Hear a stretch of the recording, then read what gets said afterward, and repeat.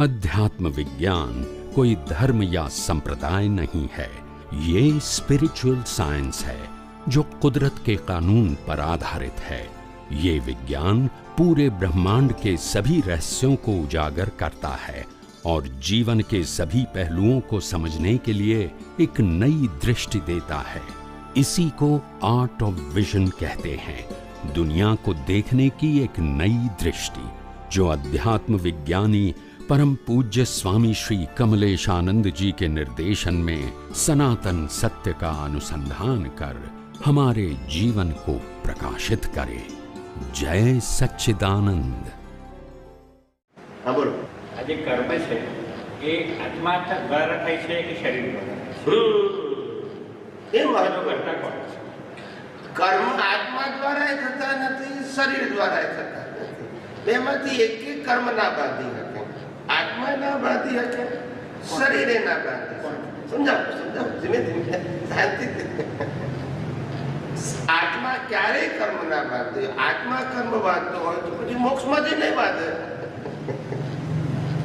એ જો બાંધતો હોય તો પછી, અને શરીર કર્મ બાંધતું હોય તો પછી મળતું એ બાંધે। મળતું બાંધતું નથી, આત્મા સીધા ક્ષેત્રમાં બાંધતું નથી, એટલે બે બાંધતા નથી। તો કર્મ કોણ બાંધે છે એ તો રહસ્ય છે।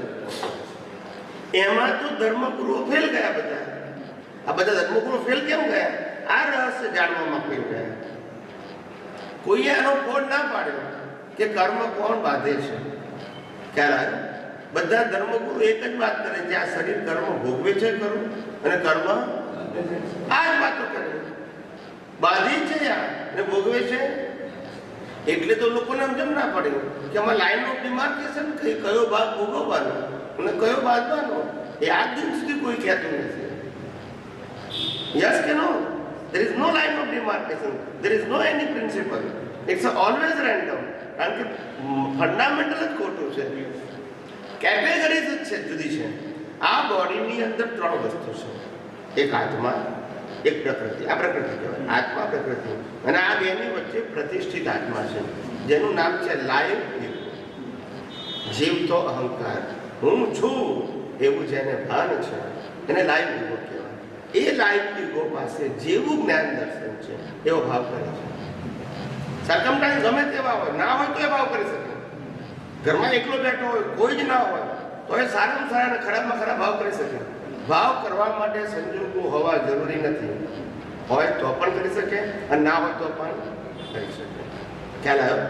એટલે ભાવ કરનારો ક્યારે ઊંઘતો નથી, એ લાઈવ પ્રતિષ્ઠિત આત્મા છે, એનું નામ લાઈવ ઈગો છે। ઈગો એટલે આઈ એમ, હું છું એવું જે માને છે એ કર્મ બાંધે છે।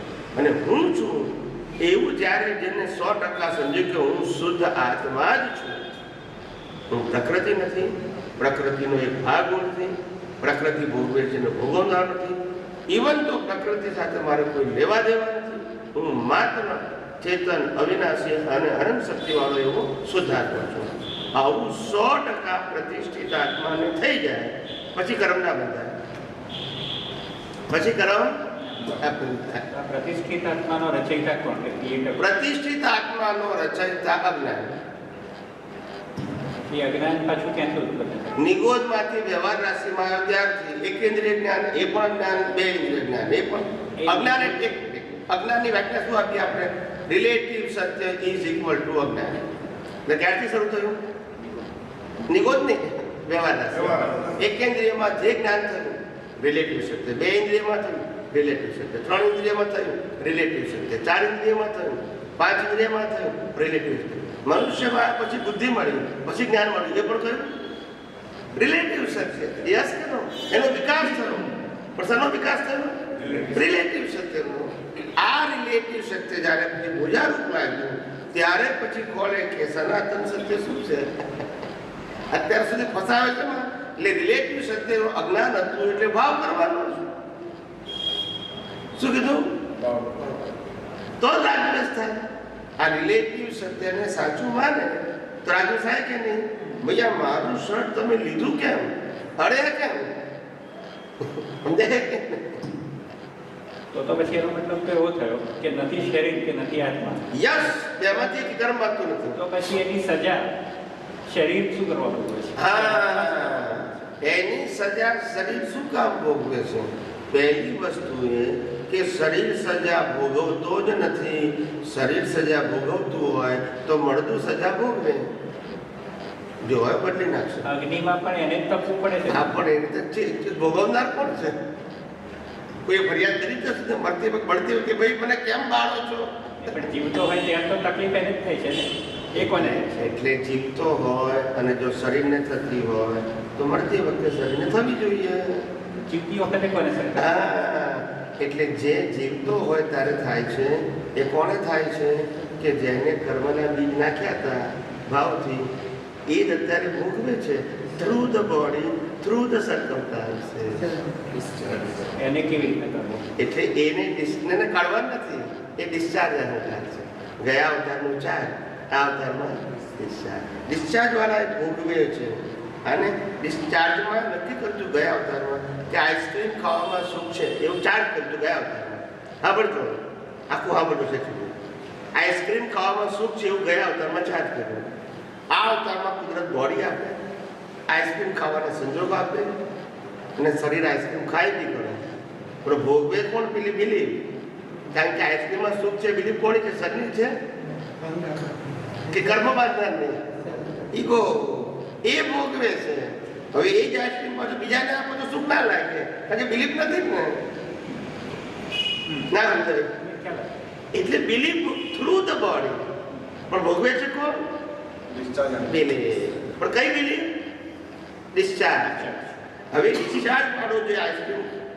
પ્રકૃતિ આઈસ્ક્રીમ ખાય છે અને ડિસ્ચાર્જ ઈગો એ ભોગવે છે. એ વખતે પાછો ચાર્જ વાળો એમ કે આઈસ્ક્રીમ ખાવું એમાં શું છે? તો પાછું નવું ચાર્જ અને એ છૂટો રહે. એટલે બીજા જન્મમાં જાય. હવે આખું સાયન્સ એવું અદ્ભુત છે ને સાહેબ. એટલે બીજા જન્મમાં જાય છે. આ બધી વસ્તુઓ શાસ્ત્રમાં ખુલ્લી જ ના છે. કેવળ જ્ઞાનીઓ જાણતા હતા. આ કે નવી વસ્તુ નથી, પણ ખુલ્લી ના છે. ધર્મવાળાએ બે જ વાત કરી. કઈ? આત્મા ને શરીર, આત્મા ને શરીર. બીજી વાત જ ના કરી.